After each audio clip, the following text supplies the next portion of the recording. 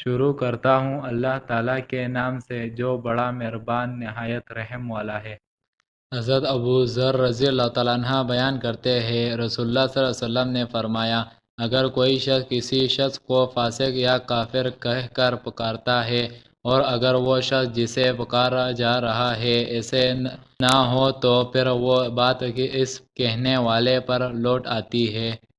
حضرت ابو ذر رضی اللہ تعالیٰ عنہ بیان کرتے ہیں رسول اللہ صلی اللہ علیہ وآلہ وسلم نے فرمایا جس شخص نے کسی شخص کو کافر کہا کر پکارا یا کہا